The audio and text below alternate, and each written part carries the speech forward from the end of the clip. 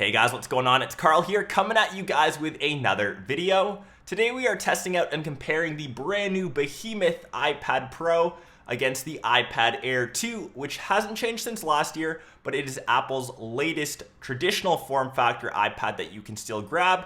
We'll of course do some speed testing as well as benchmarks, a few physical differences to check out the differences in sizing, as well as my thoughts on which tablet is worth your hard-earned money and if this iPad Pro is actually worth it in general. Let's get right into this one.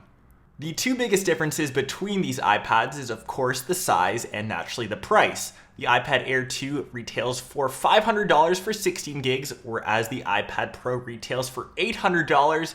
But just keep in mind, you'll probably add on the iPad Pencil for $100 extra bucks, plus a case with a keyboard combo, looking at around another $150.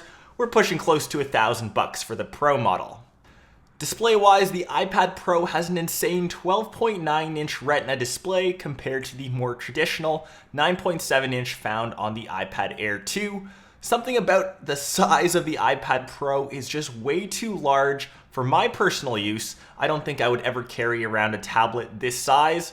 And at times it almost feels like I'm carrying around a MacBook, which kind of defeats the purpose of a tablet, which is supposed to be small and compact and lightweight, so you can always carry it while you're on the go. When we compare both these devices on top of each other, you can really get a sense of the actual size difference. One thing that I will give big props to the iPad Pro is it has surround speakers, as it has speakers both on the bottom as well as the top, and it is a big improvement over the iPad Air 2. Also has a 3.5mm headphone jack, lightning port for charging, all those nice goodies, as well as this extra little connector on the side to be used in conjunction with a supported keyboard. Quite frankly, I will give you guys my honest opinion after using the Pro for 2 days. The iPad Air 2 is way easier to hold in the hand and just seems more natural as an actual tablet. I don't have to hold on to the thing with two hands, and I can still manage to hold it with one hand without my hand getting tired. Switching to the iPad Pro, things seem to change. It is quite heavy to use with one hand, and I don't think I'm that weak. I've lifted a couple heavy things in my day, so you might get some fatigue holding this thing. And I'm just gonna go out here and say it is next to impossible to use this thing with one hand for an extended period of time. You'll either be using it flat on the table when you're using the Apple Pencil, or unless you're Shaq or have extremely large hands like a basketball player, you'll be gripping this thing like a car steering wheel. Getting to what's underneath the hood, this is where you'll find more differences. The iPad Pro scoring on Geekbench 3, 3228 on the single core, 5500 on the multi-core score that dwarfs the scores found on the iPad Air 2.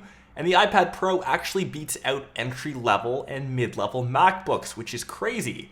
Apple markets this as a professional device for use with high-end applications like iMovie, whether you're importing 4K video footage, or even AutoCAD for professionals that really want to utilize the power of the iPad Pro. And while we do this quick speed test to just test out app loading times and multitasking, the iPad Pro has the latest A9X chip with the M9 Motion co-processor, comparing that to just the regular A9 chip found on the iPad Air 2. Apple claims that it has 1.8 times the CPU performance than the iPad Air 2 and double the GPU performance. You can see in most apps that we're loading, especially the graphic-intensive games, that the iPad Pro completely demolishes the iPad Air 2, which is a testament to how well this device will perform. If you can wade through those short differences in loading times though, both the iPad Air 2 and the iPad Pro still run the same apps respectively. I think there are no applications that have been built specific for the iPad Pro and will take advantage of the internal architecture, but I'm sure that will come out over the next couple months, so stay tuned if I ever do a follow-up review. Essentially everything that I threw at the iPad Pro, it could handle without any sort of problem, any sort of lag or hiccups, but sometimes I found that applications just didn't take advantage of the full screen real estate.